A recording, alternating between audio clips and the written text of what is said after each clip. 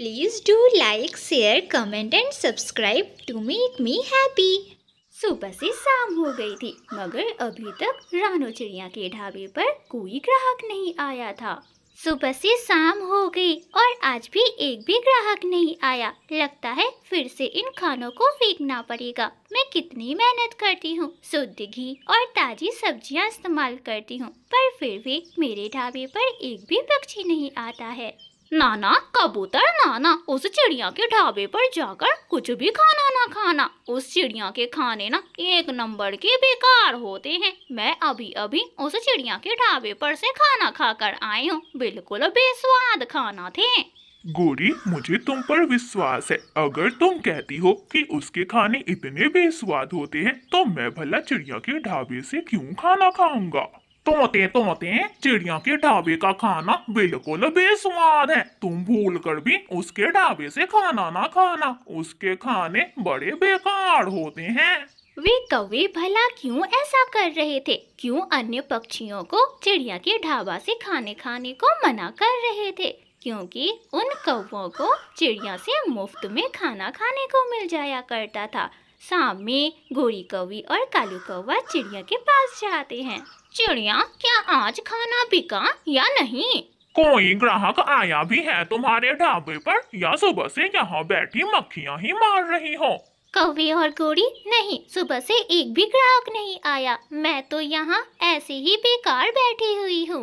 तो चिड़िया, खाना फेंकने से अच्छा है कि तुम कल की तरह ही सारे खाने को हमें दे दो। हम सभी खाना गरीबों में बांट देंगे। हाँ, ठीक ही कह रही हो। मैं ना सभी खानों को तुम दोनों को दे देती हूँ। तुम दोनों ना जंगल के गरीब पक्षियों में इन सभी खानों को बांट देना। और फिर कौवा और कौवी उन सभी खानों को लेकर वहाँ से चले जाते हैं। कालू कालू, ये आलू पालक की भुजिया तो चिड़िया ने बहुत स्वादिष्ट बनाई है। खाकर ना मजा ही आ गया। गोरी गोरी, चिड़िया समझ रही होगी कि हमने सभी खानों को गरीबों में बांट दिया होगा। बेवकूफ चिड़िया। कालू कालू, हम सभी खानों को गरीबों में ही तो बांट रहे हैं। एक गरीब मैं और एक गरीब तुम। हम दोनों से अधिक गरीब इस पूरे जंगल में भला कौन होगा?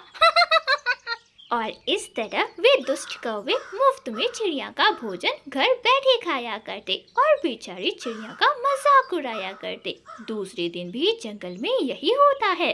बुलबुल बुलबुल, तुम्हें पता है मैं अभी अभी चिड़िया के ढाबे से दाल चावल खाकर आई हूँ। अरे कितने बेस्वाद थे। मैं ऐसे दाल चावल तो फिर चिड़िया से कभी लेकर नहीं खाऊंगी, बहुत बेकार थे। अच्छा ही हुआ गोरी जो तुमने मुझे बता दिया। गोरी, मैं कभी भी अब चिड़िया के ढाबे से दाल चावल नहीं खाऊंगी।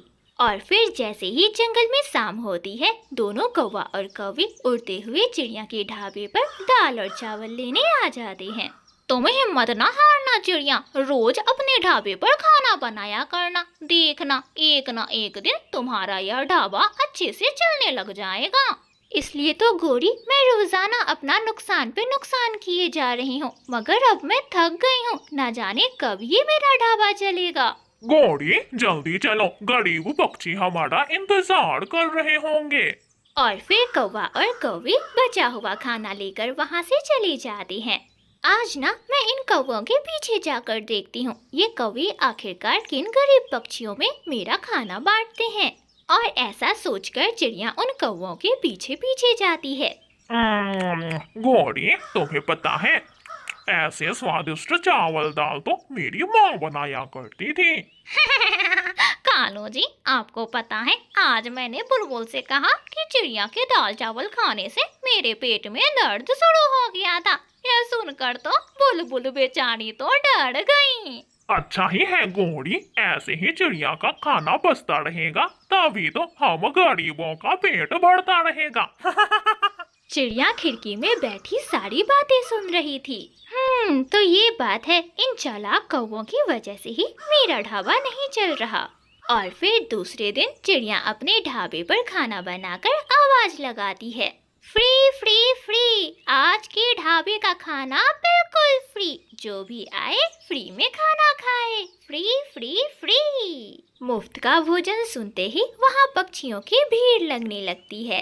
ना ना लूसी, तुम चिड़िया का बेस्वाद खाना ना खाना, तुम बीमार पड़ जाओगी। गोरी, फ्री में स्वाद कौन मांगता है, मैं तो फ्री का खाना जरूर खाऊंगी। वाह वाह, ऐसा खाना तो पहले मैंने कभी नहीं खाया। पति जी, सच में गोरी कौवी झूठ बोल रही थी, ये खाना तो बहुत स्वादिष्ट है। गोरी झूठी है, ये चावल दाल तो बहुत स्वादिष्ट है। हाँ हाँ, कौवे झूठे हैं, चिड़िया बहन के हाथ में बहुत स्वाद है।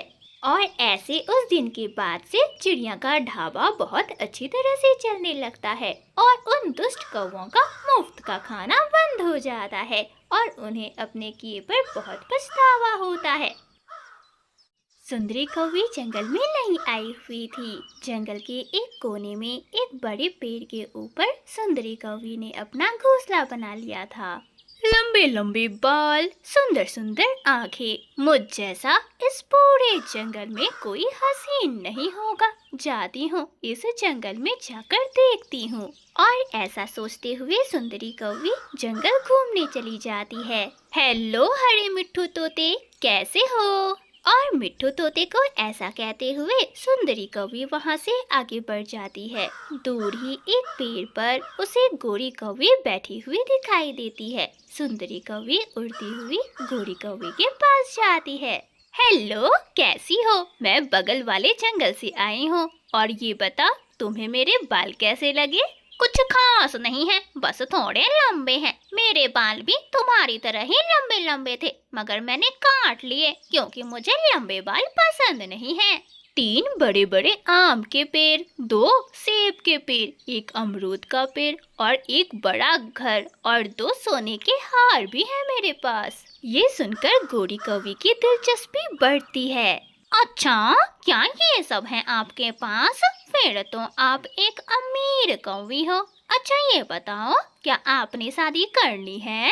नहीं नहीं, मेरी अभी शादी तो नहीं हुई है, मगर मैं एक कौवे की तलाश में हूँ। जो भी कौवा मुझसे शादी करेगा, मैं उसी को अपना सारा कुछ दे दूंगी।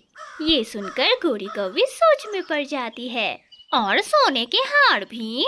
तो और क्या, सोने के हार बेचकर मेरा पति कोई व्यापार कर लेगा। एक कौवा है तो मेरी नजर में, अगर तुम कहो तो मैं तुम्हारी बात करूं उससे। हाँ क्यों नहीं, कल आप उस कौवे को इसी पेड़ पर ले आना, मैं उस कौवे से मिलना चाहती हूँ शादी से पहले। और फिर सुंदरी कौवी वहाँ से चली जाती है। गोरी कौवी अपने घर भागती है। घर पर उसका पति कालू कौवा सोया हुआ था। कालू जी, उठो उठो। कालू, हर समय बस सोए ही रहते हो। गोरी, अभी अभी तो मैं सोया था। कालू, एक काम करोगे मेरे कहने पर? काम? कौन सा काम, बताओ। मेरे सुंदर पति, तुम्हें दूसरी शादी करनी होगी। ये सुनकर कालू तो हैरान हो जाता है। क्या? दूसरी शादी? गोरी, तुम्हारा दिमाग तो नहीं खराब हो गया? ये तुम क्या बहकी बहकी बातें कर रही हो? तुम्हारा अकेले का पेट तो मुझसे भरा नहीं जाता, मैं उसका पेट कहाँ से भरूंगा? वो बहुत अमीर कौवी है, प्लीज कालू जी शादी कर लो। अगर तुम उससे शादी करोगे तो मुझे 2-2 सोने के हार मिल सकते हैं। सोच लो, फिर बाद में मुझे बुरा भला ना कहना। मैंने सोच समझकर फैसला किया है। फिर दूसरे दिन गोरी कौवी अपने पति कालू कौवे को अपने साथ लेकर सुंदरी कौवी से मिलने उसी पेड़ पर जाती है। सहेली, क्या ये है वो कौवा? हाँ, ये वही कौवा है जिससे मैंने तुम्हारी शादी की बात की है। ये तो बुढ़ा कौवा है, मगर चलेगा, मैं करूंगी शादी, मैं इसी बुढ़े कौवे से शादी करूंगी। ये सुनकर कालू तो खुशी से उछलने लगता है। अभी तो मैं जवान हूँ, मेरी उम्र 80 साल ही तो है, मैं बुढ़ा नहीं हूँ। याद है ना सुंदरी, वो सोने की हार वाली बात? हाँ हाँ, मुझे सब याद है। और इस तरह गोरी कौवी अपने हाथों से ही अपने पति कालू कौवे की दूसरी शादी कर देती है। सुंदरी, अब चलें? मगर कहाँ? तुम्हारे बड़े घर में। नहीं नहीं, अभी 2-4 दिन मैं अपने पति के घर में ही रहूंगी। ऐसे जमाने वाले बातें करेंगे। पति जी चलें? और फिर कालू कौवा सुंदरी कौवी को अपने साथ लेकर घर चला आता है। थोड़ी देर बाद पीछे पीछे गोरी कौवी भी आ जाती है। अरे तुम यहाँ अब क्या करने आई हो? अब गोरी भला कैसे बताती कि वो कालू कौवे की पत्नी है। गोरी चुप रहती है। कालू कौवा बोलता है, ये मेरी नौकरानी है। छी छी काली कौवी, तुमने मुझे पहले क्यों नहीं बताया कि तुम इतनी गरीब कौवी हो? अरे मैं इतनी गरीब कौवी को अपनी सहेली नहीं बताती हूँ। चलो जाओ यहाँ से, जाती हो या अभी तो लगाऊं तुम्हें। मालिक जी थोड़ी देर बाहर आकर मेरी बात सुने। और फिर कालू कौवा घर से बाहर जाता है। कालू कहीं ऐसा ना हो कि तुम इस बांदरी को सच में अपनी पत्नी बना लो। अब चलो इससे कहो कि जल्दी से वह दो सोने के हार दे और इसे सोने के हार लेकर घर से बाहर निकालो। पर मुझे कल तक समय तो दो, इसमें मेरा कोई दोस्त नहीं है। ये सब तुम्हारी ही प्लानिंग थी। गोरी वहाँ से चली जाती है। पति जी एक सच बताना है आपको। बताओ सुंदरी, क्या बात है? मेरे पास कुछ नहीं है। मैंने तुम्हारी नौकरानी को जो कुछ भी बताया वो सब झूठ है। मेरी शादी नहीं हो रही थी। अगर तुम 80 साल के हो तो मैं भी 90 साल की हूँ, इसलिए मैंने तुमसे शादी कर ली। मेरे पास ना सोने के हार हैं, ना कोई घर है। मैं तो एक छोटे से घोंसले में रहती थी। क्या? ये तुम क्या कह रही हो सुंदरी? मैं सच कह रही हूँ। तो फिर एक सच मैं भी तुम्हें बताना चाहता हूँ। गोरी मेरी नौकरानी नहीं, मेरी पत्नी है। वह तो तुमसे सोने का हार लेने की लालच में उसने मेरी शादी तुमसे करवा दी। क्या? हाँ। कालू कौवा तो बहुत खुश था क्योंकि उसकी पहली पत्नी को सोने का हार मिले या ना मिले, मगर उसे दूसरी पत्नी जरूर मिल गई थी।